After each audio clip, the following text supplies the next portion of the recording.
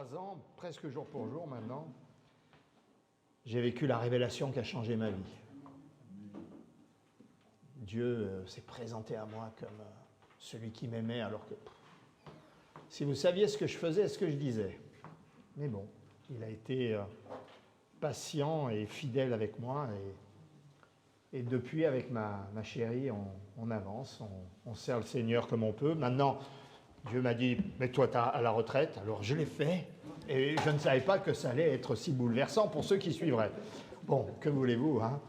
Et avec ma chérie, on est rentré dans l'équipe pastorale de l'église de La Valette, et justement, à l'église de La Valette, le pasteur vous salue tellement, puisque c'est un ancien de l'église d'Ajaccio.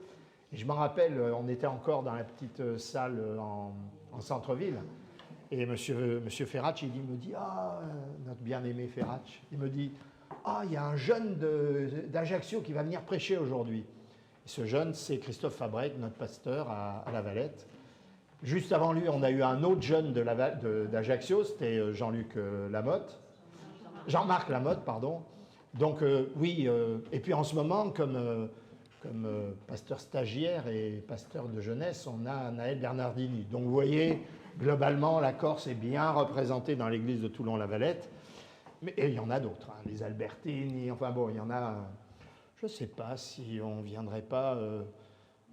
on doit être très nombreux d'origine corse dans notre église. Eh bien, que Dieu soit béni, hein, parce que quand on revient, eh bien, comme tu le disais, Fabrice, on rend témoignage parce que Dieu a changé nos vies. Je voulais rester sur la pensée que Jérôme nous... Alors d'abord, je voulais remercier Jérôme et Maude de me donner cette confiance de partager la parole avec vous ce matin. Généralement, je le fais qu'à La Valette. Et c'est la première fois que je le fais en dehors de La Valette, vous voyez. Et je suis vraiment heureux que ça soit à Portevec, quand même. Dimanche dernier, Jérôme a vraiment bien insisté et bien marqué ce dimanche de Pâques.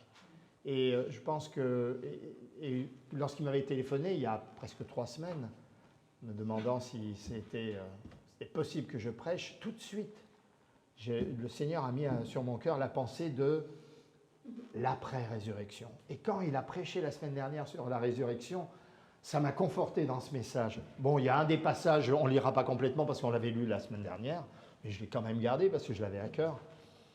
Mais ce dont on va parler ce matin, tous ces conseils, ces promesses, ces bénédictions qui sont apportées par le Seigneur, n'ont lieu d'être que si la croix est une réalité pour chacun d'entre nous. Et comme le disait Fabrice tout à l'heure, si ce n'est pas le cas pour l'un d'entre nous, nos cœurs prient pour que ça soit le cas. La croix est une vérité. La croix est une vérité sur une tragédie humaine, mais en même temps sur une excellente nouvelle. La tragédie humaine, c'est le péché, c'est la chute, c'est la séparation d'avec Dieu. Et l'excellente nouvelle, c'est que Dieu avait mis tout en œuvre pour que ça ne soit plus le cas. Et ça n'est plus le cas en Jésus-Christ. Amen. Et pourtant, tu peux m'afficher 1 Corinthiens 1,18 ? Il paraît que tu fais ça à la vitesse de la lumière, donc je ne t'ai pas donné les... 1 Corinthiens 1,18, notre frère Paul nous dit « Car la prédication de la foi est une folie pour ceux qui périssent, mais pour nous qui sommes sauvés, elle est une puissance de vie. » Et au verset 23 et 24, nous prêchons Jésus crucifié. Fabrice l'a dit tout à l'heure. Scandale pour les Juifs, folie pour les païens. Et au verset 24, mais puissance et sagesse de Dieu pour ceux qui sont appelés tant juifs que grecs. Nous sommes grecs, nous sommes juifs parce que nous sommes adorateurs. Que Dieu soit béni. Amen. Donc certes, folie pour le monde, mais puissance et sagesse pour chacun d'entre nous. Alors ce matin, on va aller à la rencontre du ressuscité. Dans la parole, on a quelques rencontres du Christ ressuscité avec ses disciples. On va en prendre que 3, non pas que les autres soient laissés de côté, mais ça faisait une prédication d'1h48 et Maud m'a dit non, 1h48, c'est pas possible. Donc ces 3 points sont 3 points qui me paraissent être important pour nous chrétiens dans notre marche. Pourquoi? Parce que ces trois éléments sont des promesses. Promesses de restauration. On peut être chrétien, sauvé, aimant Dieu, et pourtant, on a besoin de restauration. Restauration au début, restauration pendant, parce qu'il y a des choses qui ne se règlent pas comme ça. Restauration lors des moments difficiles. Il n'y a que le film qui porte le nom de Long fleuve tranquille. Hein. La vie est un long fleuve tranquille, il n'y a qu'un film qui peut porter ce nom. Hein. On le sait, pourtant on marche avec Dieu depuis longtemps, pour certains d'entre nous. Mais ce n'est pas si simple que ça toujours, mais Dieu est là, on le verra. Deuxième point, c'est la révélation. Cette capacité que Dieu nous a donnée de pouvoir recevoir de lui cette révélation. Mais non pas, oui, tu es le sauveur, cette révélation au quotidien, cette révélation issue de cette relation qu'on a avec lui. Et puis la dernière, comme tu l'as annoncé, j'étais très content de ce chant, la réalisation. Les 3 R, restauration, révélation, réalisation. Alors on va commencer par une grosse lecture dans Jean 21, du verset 1 au verset 17. Alors moi j'ai ma tablette, j'ai ma tablette. La seule fois où j'ai voulu prêcher avec la tablette, je ne sais pas ce qui s'est passé, il n'y avait plus rien. Alors depuis, je me suis dit, je reviens au système inventé à la fin du XVe siècle, l'imprimerie. Donc Jean 21, 1 à 17. Après cela, Jésus se montra encore aux disciples sur les rives du lac de Tibériade. Voici de quelle manière il se montra. Simon, Pierre, Thomas, appelé Didyme, Nathanaël qui venait de Cana en Galilée, les fils de Zébédée, donc Jean et Jacques, et 2 autres disciples de Jésus se trouvaient ensemble. Simon-Pierre leur dit « Je vais pêcher ». Ils lui dirent « Nous allons aussi avec toi ». Ils sortirent et montèrent aussitôt dans une barque. Mais cette nuit-là, ils ne prirent rien. Ça nous rappelle quelque chose. Le matin venu, Jésus se trouva sur le rivage, mais les disciples ne savaient pas que c'était lui. Il leur dit, « Les enfants, n'avez-vous rien à manger ?» Ils lui répondirent, « Non. » Il leur dit, « Jetez le filet du côté droit de la barque et vous trouverez. » Ils le jetèrent donc, et ils ne parvinrent plus à le retirer tant il y avait de poissons. Alors le disciple que Jésus aimait dit à Pierre, « C'est le Seigneur. » Dès qu'il eut entendu que c'était le Seigneur, Simon-Pierre remit son vêtement et sa ceinture, car il s'était déshabillé, et se jeta dans le lac. Les autres disciples vinrent avec la barque, en tirant le filet plein de poissons, car ils n'étaient pas loin de la rive, à une centaine de mètres. Lorsqu'ils furent descendus à terre, ils virent là un feu de braise avec du poisson dessus et du pain. Jésus leur dit, « Apportez quelques-uns des poissons que vous venez de prendre. » Simon-Pierre monta dans la barque, tira le filet plein de 153 gros poissons, on ne compte pas les petits.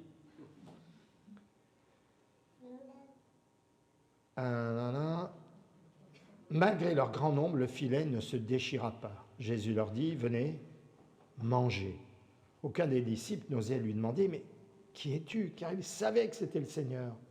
Jésus s'approcha, prit le pain, leur en donna. Il fit de même avec le poisson. C'était déjà la 3e fois que Jésus se montrait à ses disciples depuis qu'il était ressuscité, lorsqu'ils eurent mangé. Jésus dit à Simon-Pierre, « Simon, fils de Jonas, m'aimes-tu plus que ceci ?» Il lui répondit, « Oui, Seigneur, tu sais que j'ai de l'amour pour toi. » Jésus lui dit, « Nourris mes agneaux. »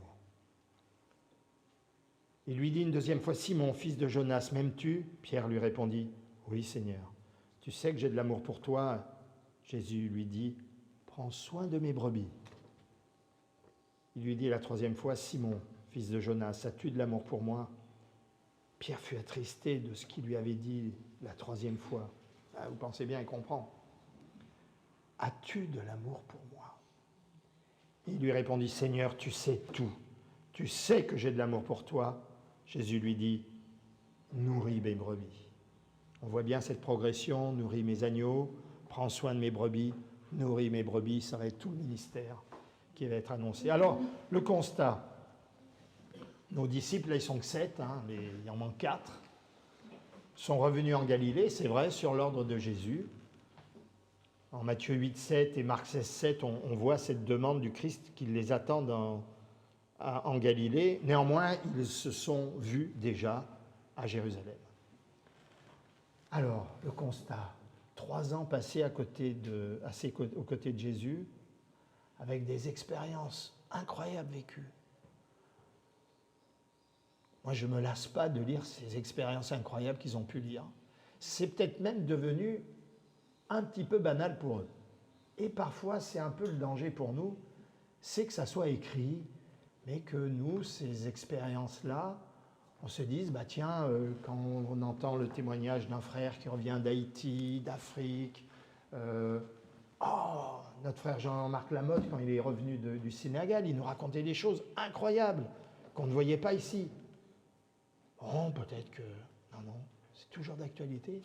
Le Seigneur veut le faire, mais il y a des moments. On doit rester soumis à sa volonté. Ils ont vécu des démonstrations de puissance, de la guérison divine, du pardon. Un enseignement tel que les gens pouvaient dire « Nul n'a parlé comme lui ». Et c'est lui qui nous parle à chaque fois qu'on ouvre la parole. C'est lui qui nous parle. Nul n'a parlé comme lui. Puis après, il y a eu la sidération de l'arrestation. Quoi? Mais il était venu pour renverser tout ça. D'ailleurs, on a une petite image, Gethsémane, quand ils viennent l'arrêter, un des évangélistes nous dit bien qu'ils sont tous tombés en arrière. Non, il s'est laissé arrêter, il s'est laissé juger, il s'est laissé crucifier, et là, l'angoisse les a saisis. Puis après, il y a des témoignages étonnants. Un matin, les femmes reviennent. La tombe est vide. Jérôme en a bien parlé la semaine dernière. Marie de Malala, les autres femmes. Et puis ensuite, un gars, Cléopas, avec son copain qui était sur une route. Ils reviennent en courant, ils disent, de nuit, ils reviennent en courant en disant, on l'a vu. On va en parler tout à l'heure.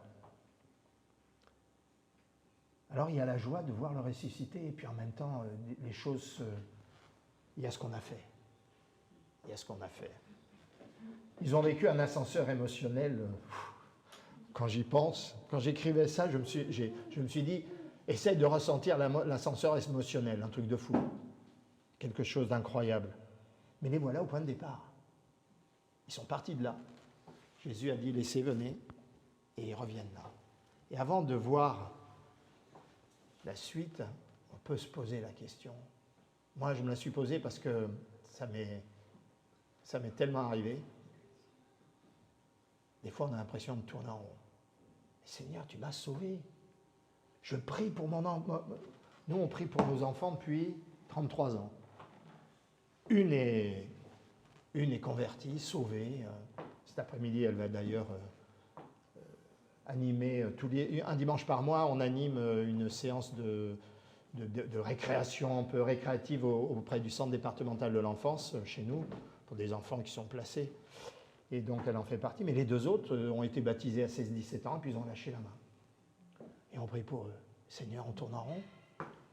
Seigneur, nous on a une sœur qui se bat contre la maladie depuis des années et elle pourrait dire mais je tourne en rond.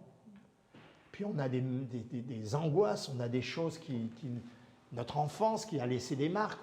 Nous on a une jeune femme qu'on suit avec Lydia à l'église.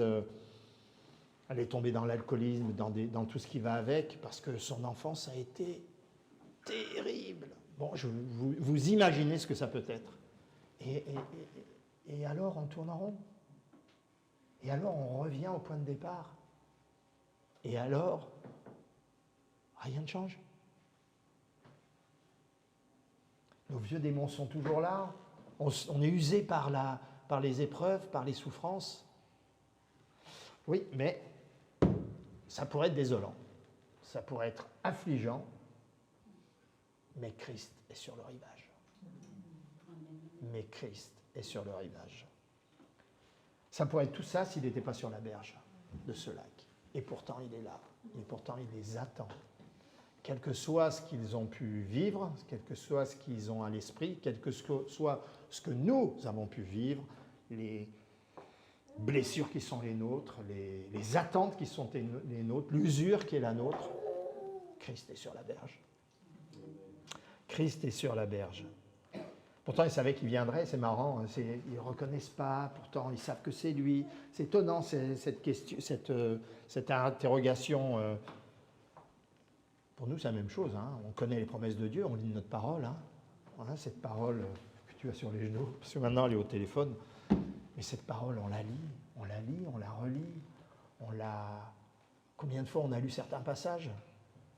On connaît les promesses de Dieu pour chacun d'entre nous. Et pourtant, pour moi, mes yeux s'obstinent à vouloir... Je lis ce que j'ai écrit parce que mes yeux s'obstinent à vouloir tout diriger.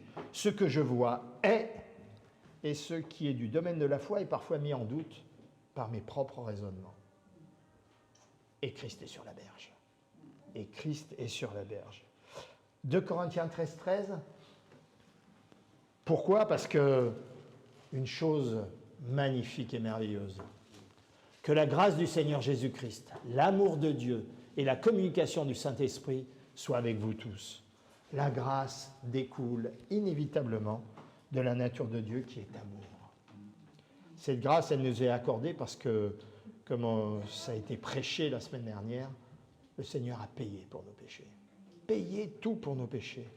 Et ce Saint-Esprit qui demeure en nous, parce que nous voulons qu'il demeure en nous, on ne veut pas l'attrister, eh bien, il nous atteste que nous sommes tous enfants de Dieu, tous sauvés, aimés de Dieu. Il est sur la berge. Il est sur la berge. Mes yeux peuvent se poser sur lui. Christ est sur la berge du lac où il y a des tempêtes. Alors on doit accepter cette... Alors c'est un petit aparté, cette grâce parfois, et je le disais des fois de mes réactions, cette grâce, on peut la refuser. Non pas volontairement, mais par habitude. Je gère cette situation. Je connais ça. Je suis pas mal sur ce point-là.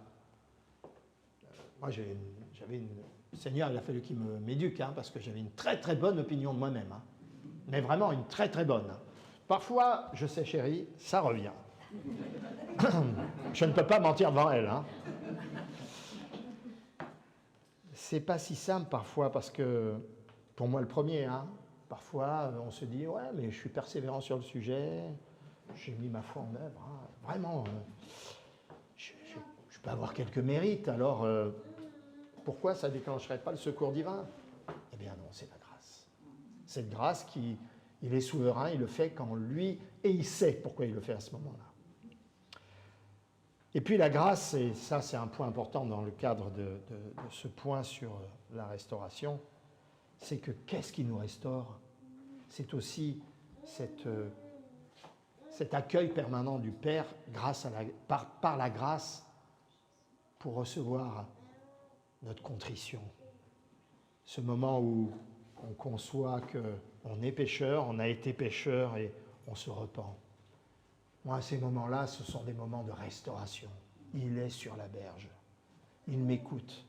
Alors, bon, ils ont un peu perdu la main, nos disciples. Hein. Il y a 3 ans, bon, c'est vrai, ils avaient fait une mauvaise pêche. Hein, et la pêche miraculeuse était là pour montrer que le Christ maîtrisait tout. Et il est là, il les interpelle, hein, on l'a lu, ça fait écho à Luc 5, 4, 6. Et là, il y a Jean, il comprend. Jean, il comprend toujours tout de suite. Il n'agit pas, mais il comprend. Celui qui comprend moins bien, c'est Pierre, mais lui, il agit. On a un bon duo, là. Hein. Je trouve qu'aller de par le monde, tous les deux, ils étaient nickel. L'un comprend, l'autre agit. Il se jette à l'eau. Bon, il prend le soin de s'habiller avant, parce qu'ils étaient nus hein, dans la barque, ou pratiquement. Donc, il se présentait devant le Seigneur, il se dit, allez, je vais m'habiller, tout mouillé. Bon. C'est là où Pierre, je l'aime beaucoup. Hein. Il me ressemble énormément, ou moi, je lui ressemble. Et là, ils arrivent près d'un feu de braise. Christ a tout préparé. Le feu de braise est là, l'humidité au bord de ce lac. Hein, moi, ça me rappelle quand j'allais à Petra-John avec mon oncle, quand j'étais gamin, on allait relever les palanques, on les jetait le soir et on allait relever tôt le matin. Il faisait toujours froid. Il me disait, prends une veste. Je lui dis, en plein été, non, prends une veste. Et je prenais la veste, heureusement. Il faisait toujours froid sur la barque, toujours. Et quand on revenait, on dégoulinait de sueur, mais eh ben là, c'est pareil, cette humidité. Et puis il a fait un feu. Le Christ a fait un feu de braise, hein, ça chauffe bien. Hein. Il avait préparé il avait préparé. Il a pris le poisson qu'il leur amène, notre part. On a toujours une part à faire. Mais la part, c'est lui qui l'a faite, entre guillemets, puisqu'il a jeté là 153 gros poissons pour bien montrer que Jean était là, il les a comptés. C'est ce que j'aime dans la parole de Dieu, c'est parfois ces focus qui sont des preuves journalistiques de la réalité de ce que raconte l'auteur.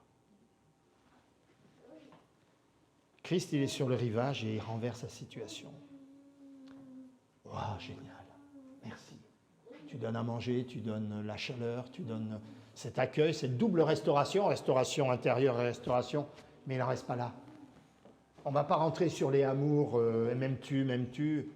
On va rester sur ces 3 questions et les 3 réponses.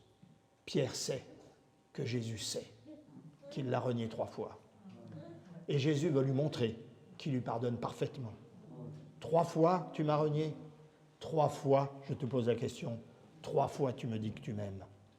Et à chaque fois que tu me dis que tu m'aimes, je te dis ce que tu vas faire. Paie mes agneaux. Conduis mes brebis. Paie mes brebis. Il le restaure et en même temps, il lui montre que le premier qui a foi en lui, c'est lui, Jésus. Jésus a foi en chacun d'entre nous. Qu'on soit jeune ou vraiment moins jeune, il a foi dans notre action en tant que témoin, en tant que disciple, en tant qu'enfant de Dieu dans une famille qui ne l'est pas. Il a foi en nous. Il met toute cette foi en nous.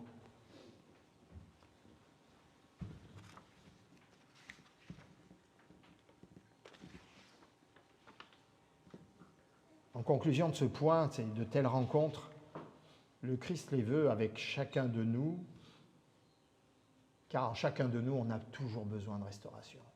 Moi, j'ai pris conscience de fragilité que j'avais, j'en aurais jamais pris conscience si je n'avais pas été chrétien. Dieu m'a conduit dans des moments étonnants. Pendant 18 mois, j'ai traversé une espèce de dépression à tel point que j'étais à la Marine nationale. Je naviguais à l'époque, j'étais sous-marinier, mais à l'époque, je naviguais sur un porte-avions. J'étais au bord du bastingage et j'avais qu'une envie. C'était de me jeter. C'était bien, il y avait 35 mètres, c'est bien. C'était bizarre. Et subitement, Dieu m'a restauré. Et je comprends quand quelqu'un ne va pas bien. Je suis plus à même de l'aimer comme il doit être aimé. Et pas, oui, bon d'accord, non. Je comprends, mon frère, ma sœur, ces moments difficiles. Dieu on a besoin de restauration. Et quand il nous restaure, c'est pas du stuc, il nous restaure parfaitement. Parfois, il faut le temps. Parfois, il faut oser se laisser restaurer. Ça, c'est un autre sujet. Deuxième point, la révélation. Christ est ressuscité pour nous restaurer. Là, en dehors de plus, bien évidemment. Jérôme, je n'ai pas dit ça. Il nous a sauvés. Il veut nous restaurer. Parce que pourquoi il veut nous restaurer? Parce qu'il donne la vie, la vraie vie. Et maintenant, il veut nous révéler. La révélation, on le lit dans Luc 24, 13. Alors on va lire les versets 13 à 17 et puis après on va sauter au 25. Parce que comme on l'a lu la semaine dernière avec Jérôme,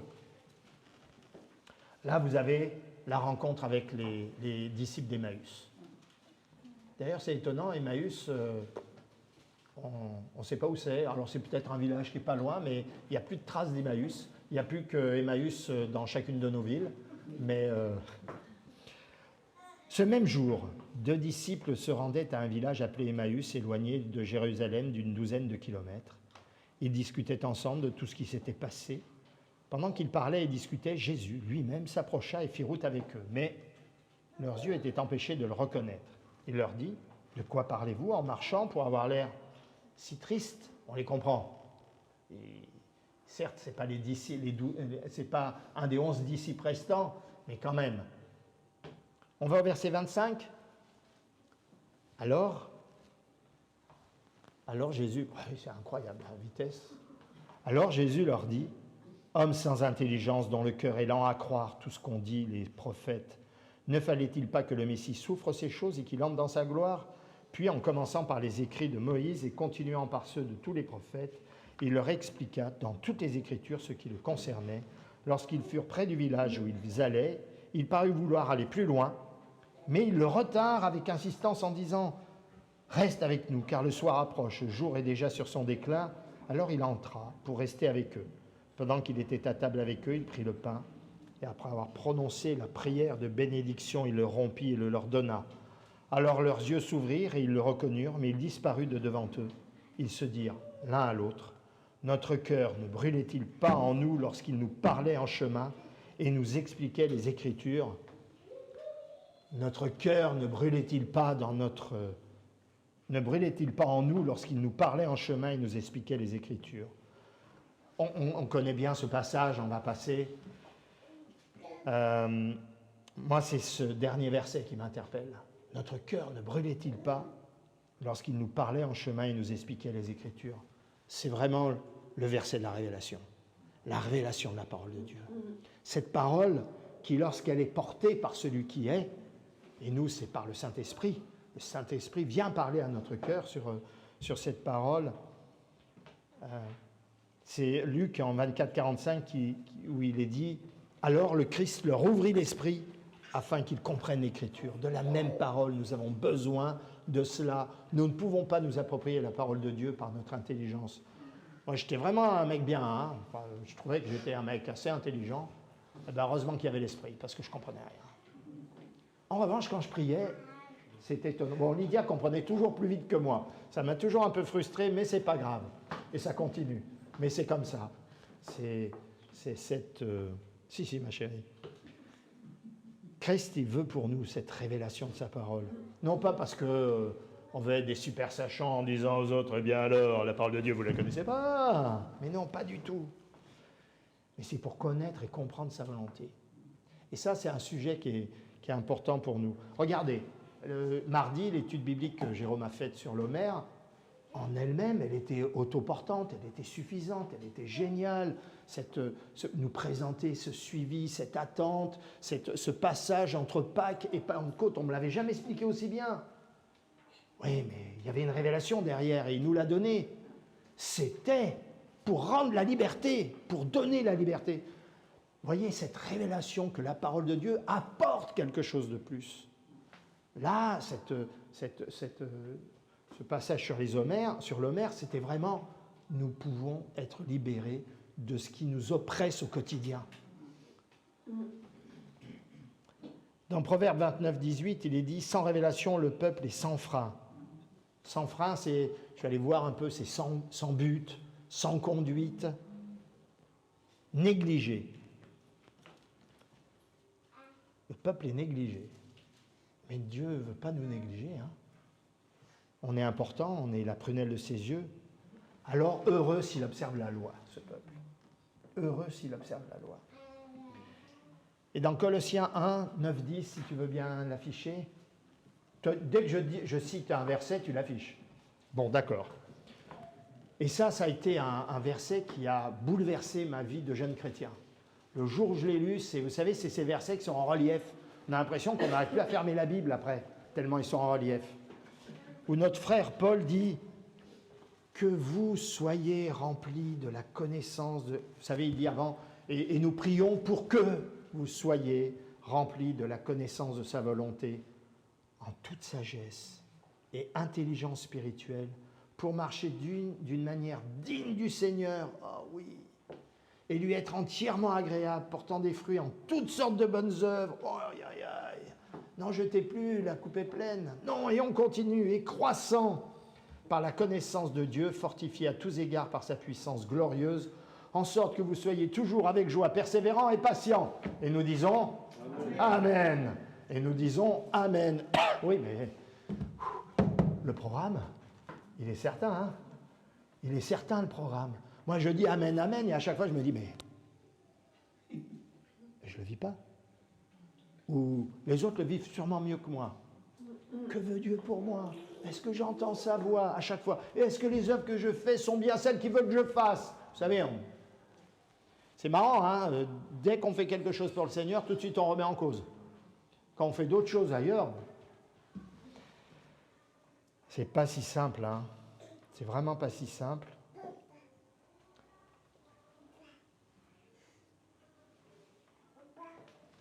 Le Christ, il a voulu ancrer sa parole dans ses disciples. Et pourtant, les disciples, ils ont été enseignés pendant 3 ans. Vous vous rendez compte? Au quotidien. Est-ce que vous avez vu The Chosen? Oui. Moi, j'aime bien. J'aime trop. Il y a le 3e épisode qui est sorti, là. J'aime trop de voir cette relation entre le Christ et les disciples. Bon, d'accord, c'est un peu extra-scripturaire, mais ça montre bien ce souci d'enseignement qu'avait le Christ. Et ils ont participé à tous ces enseignements. Ils étaient sur la montagne pour entendre les béatitudes. Ils ont eu les 5 discours de Matthieu. Et pourtant, alors il leur ouvrit l'esprit afin qu'ils comprennent l'Écriture. Waouh! Et le Christ, il veut faire la même chose avec nous, pour qu'on accueille cette parole avec foi. Ah, je suis trompé. J'espère que j'ai les bonnes feuilles. Oh oui. Alors, il ne faut plus douter de cette révélation. On a tendance, moi j'ai tendance, à douter de certaines révélations. Est-ce que ça vient de Dieu? Ce matin, il n'y a pas quelqu'un qui a eu une pensée, qui s'est dit « hop, hop, hop, ça ne vient pas de Dieu. Ça ne vient pas de Dieu. » Et pourtant, quelqu'un attendait le conseil. J'en suis sûr parce que j'ai ressenti. Quelqu'un attendait le conseil. C'est pas grave, la prochaine fois, ce sera donné. Il faut avoir confiance dans la révélation que l'Esprit Saint donne en nous. C'est Dieu qui veut. Il a besoin, il veut utiliser son Église. Il n'a pas besoin de nous. Il n'a pas besoin de nous. Mais il veut que nous soyons acteurs avec lui. Alors, dans un premier temps, pour faire les bons choix, discerner sa volonté, c'est faisons de la parole de Dieu notre conseillère. Je crois que j'enfonce une porte ouverte pour chacun d'entre vous, tant mieux. La Bible, on la lit, la Bible, on la médite.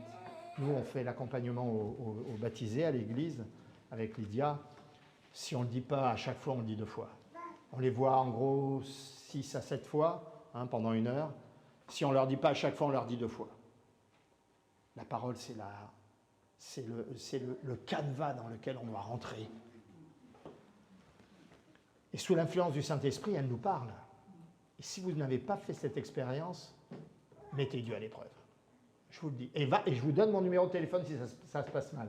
Et je vous assure, mettez Dieu à l'épreuve. Il répondra. Dans Romains 12,2, il nous donne une clé. On est toujours en train de se demander comment faire sa volonté. Paul nous donne une clé. Ne vous confiez pas au siècle présent, mais soyez transformés par le renouvellement de l'intelligence. Encore une fois, il le dit aux Colossiens, mais il ne se contredit pas, la parole de Dieu ne se contredit pas. Mais soyez transformés par le renouvellement de l'intelligence afin que vous discerniez quelle est la volonté de Dieu, ce qui est bon, agréable et parfait. On ne veut pas autre chose. Nous, peuple de Dieu, on ne veut pas autre chose. On veut ce qui est bon, agréable et parfait. Et parfait, là, c'est le mot télios. Je ne suis pas grécisant, ni hébraïsant. J'ai eu 2 en anglais au bac, alors vous voyez bien. Le télios, c'est une longue vue qu'utilisaient les marins. Alors moi j'aime bien, parce qu'après 30 ans de marine, ça me rappelle le bon vieux temps. C'est-à-dire que, vous savez, c'est ces longues vues, on fait le balayage, c'est comme au périscope sur le sous-marin, on fait le balayage, puis après on augmente la focale pour pouvoir mieux voir. Et là, avec cette longue vue, on l'a allongée à un moment donné pour mieux voir, mieux cibler, mieux interpréter ce qu'on voyait. C'est un bateau pirate ou pas? D'accord? Bien là, c'est pareil. Dieu il nous demande d'avoir cette faculté de discerner sa volonté, mais pour cela, on doit avoir notre intelligence transformée. Et combien la mienne, elle est tellement suffisante. J'ai besoin de la sienne. J'ai vraiment besoin de la sienne. Parce que dans ce cas-là, on ne veut qu'une seule référence, c'est Dieu. Voyons dans Ésaïe 55, 7, 9 ce que dit notre bon frère Ésaïe. Mes pensées ne sont pas vos pensées. Alors il ne parle pas des siennes à lui, il prophète, donc il parle de la part de Dieu. Mes pensées ne sont pas vos pensées, vos voix ne sont pas mes voix. Autant les cieux sont élevés au-dessus de la terre, autant mes voix sont élevées au-dessus de vos voix et mes pensées au-dessus de vos pensées. C'est bien résumé là. Hein? C'est bien résumé là. Hein? Oui, Seigneur, tu es ma référence. Et ton Esprit Saint, qui ne peut dire autre chose que ce que toi tu veux, viens visiter mon cœur et me donne cela. Alors, je pense que nous avons besoin, surtout que c'est très insidieux maintenant, nous avons besoin de refuser l'influence de ceux qui ne connaissent pas Dieu. Il y a beaucoup de gens qui ont plein de choses à dire, surtout sur Dieu, surtout parce qu'ils ne le connaissent pas. Et ils sont capables je lisais avec Internet, on arrive à lire des trucs, des gars qui ont des révélations sur Dieu sans connaître Dieu. Wow! Comment ils font?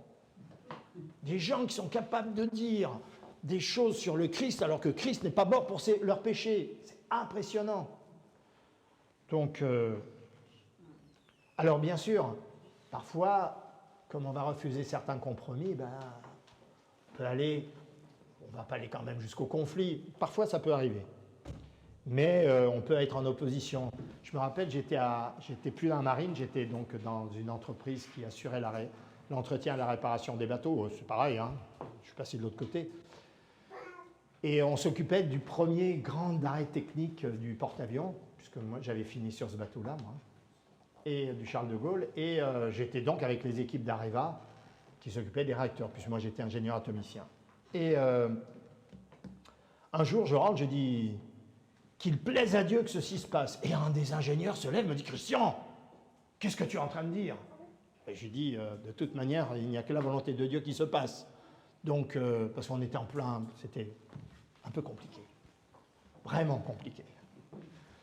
Il n'y a eu que des bêtises et donc c'était... Et là, il me dit, mais tu ne vas pas me dire que tu crois en Dieu devant tous les autres. Hein. Tu ne vas pas me dire que tu crois en Dieu. Moi, je regarde, je lui dis, pourquoi toi, tu ne crois pas? Mais je vais prier pour toi. Tu vois les situations dans lesquelles on est et en même temps, et en plus, tu ne connais pas Dieu. Mais moi, au moins, j'ai cette espérance. Je me confie en lui, il va nous conseiller. On peut être en opposition parfois. Alors, il y a des fois où c'est plus facile de répondre. Là, c'était le cas. Je peux vous dire qu'il y a des fois où je n'ai pas répondu aussi. C'était plus compliqué. Hein? Et on a tous vécu ce genre de choses. Néanmoins, les nuances sont compliquées, mais on doit rester témoin. On doit rester témoin. Alors, je l'ai dit, hein, la parole, c'est le support indiscutable. Indiscutable pour être éclairé dans notre intelligence spirituelle par l'Esprit Saint. Mais quand même, je voudrais... Prenez-le de qui ça vient, de celui qui s'est gaufré tellement souvent qu'il a encore les stigmates de chacune de ses chutes, d'accord? Mais il y a quand même des choses qu'on ne doit pas faire et des choses que Dieu veut nous voir faire pour être dans sa volonté, pour que la révélation soit puissante dans nos vies. Elle ne se fait pas n'importe comment, elle ne se fait pas. J'ai noté, certaines aptitudes sont incompatibles avec son action à lui. L'obstination, l'égoïsme, la suffisance. Waouh, ça, je sais ce que c'est, moi. Hein. Le manque de sincérité. Non, mais Seigneur, je fais ça pour ça. Hein, comme Judas qui disait, mais on aurait pu éviter de jeter ce parfum, on l'aurait donné aux pauvres. Il piquait dans la caisse. D'accord? La désobéissance. Ah non, Seigneur, ça, je ne le ferai pas. Ah oui, mais pourtant, c'est sa volonté. Ah oui, mais pas la mienne. Et après, on veut être conduit par Dieu. Alors, il y a aussi le manque de foi. De quoi ça vient, d'où, pourquoi. Et il y a aussi l'impatience. Seigneur, ça fait déjà 33 ans que je prie pour mon enfant. Oui. Sois persévérant. Oui. En fait, à chaque fois que... Une fois, je me suis bien gaufré. Je me suis bien tombé. J'ai vraiment compris que j'étais pas celui que Dieu voulait que je sois dans cette situation. Et là, depuis ce jour-là, il y a une question qui me vient à chaque fois à l'esprit. Quelle intention t'anime, mon cher Christian? Pourquoi fais-tu cela? Vous savez, il y a le célèbre bracelet « Que ferait Jésus à ta place ?» Pareil, c'est pareil. Ayons cette attitude de cœur. Je pense qu'elle est nécessaire pour que nous vivions la révélation. Parce que ce n'est pas pour rien, c'est pour vivre la révélation de la parole, vivre la révélation pour les autres, pas pour nous. Nous, on est sauvés. Nous, à la rigueur, ça s'arrête. On monte Et on laisse combien de gens autour de nous?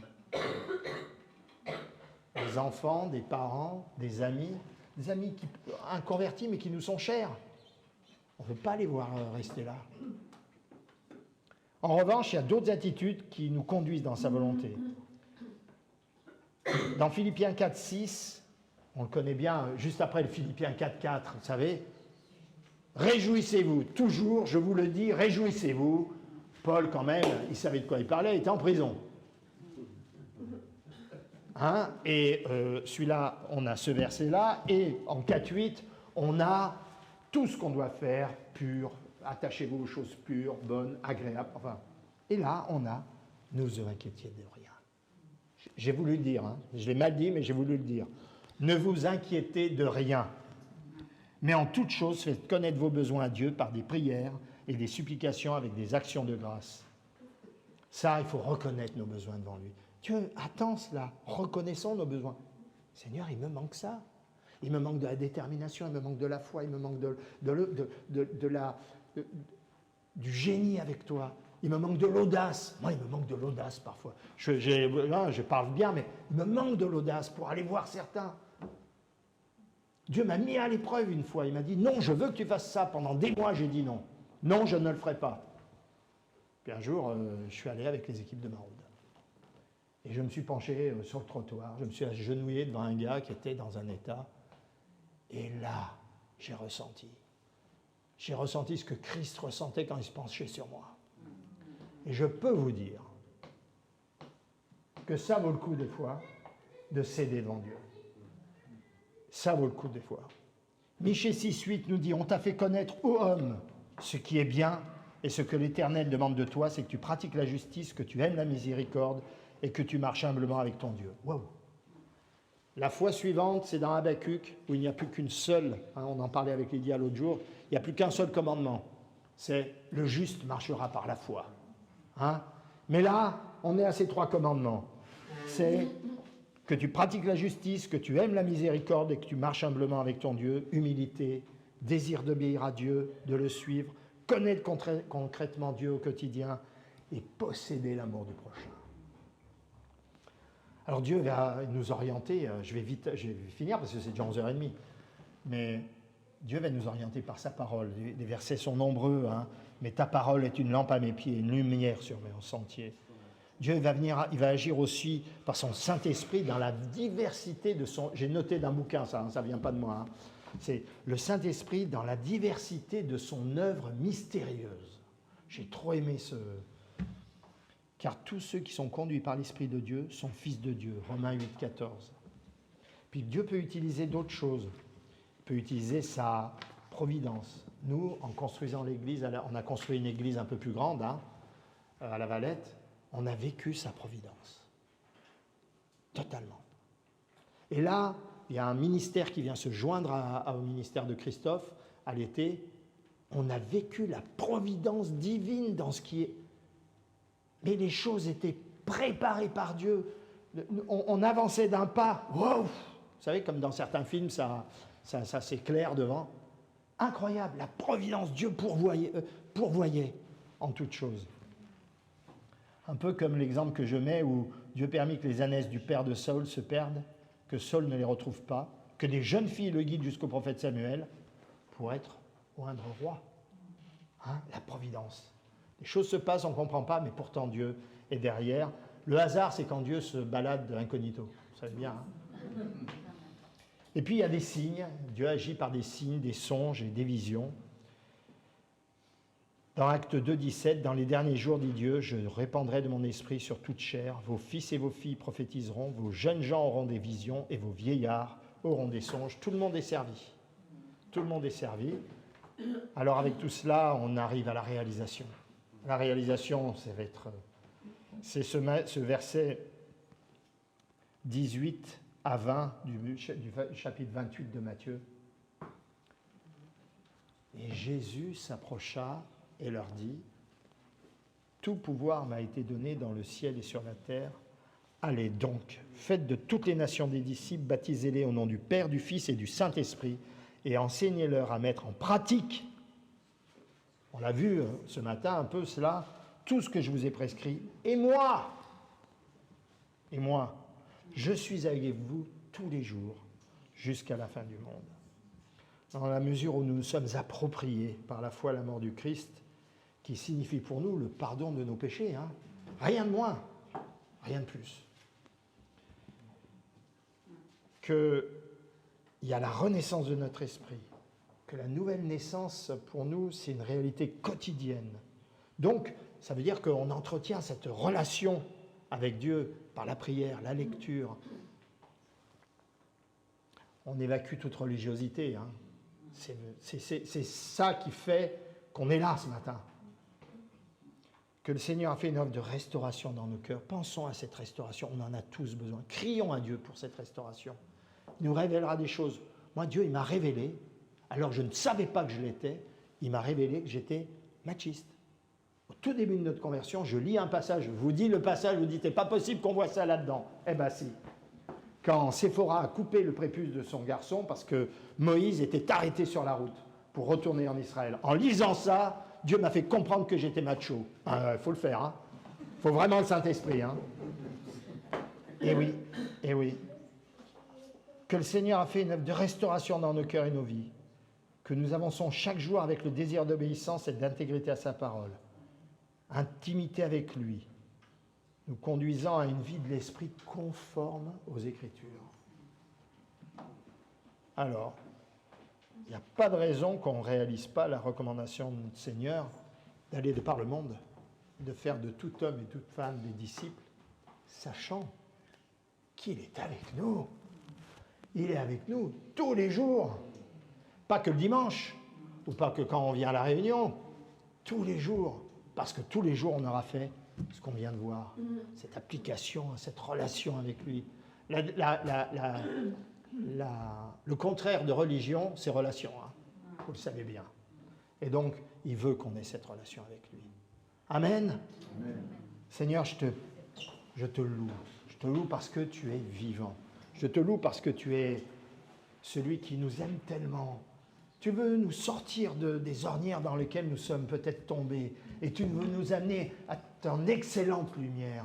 Seigneur, tu veux nous amener dans cette carrière que tu as déjà préparée.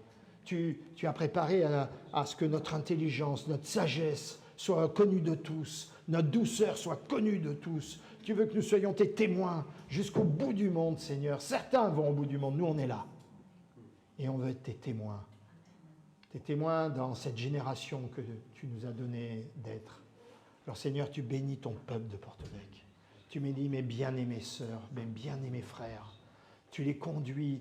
Tu me donnes ce privilège d'être avec eux encore aujourd'hui. Et Seigneur, ensemble, nous voulons te dire merci pour ton œuvre. Merci pour ton action. Merci pour la restauration. Merci pour la révélation. Et merci pour la réalisation. Qu'à ton nom soit la gloire en Jésus-Christ. Amen.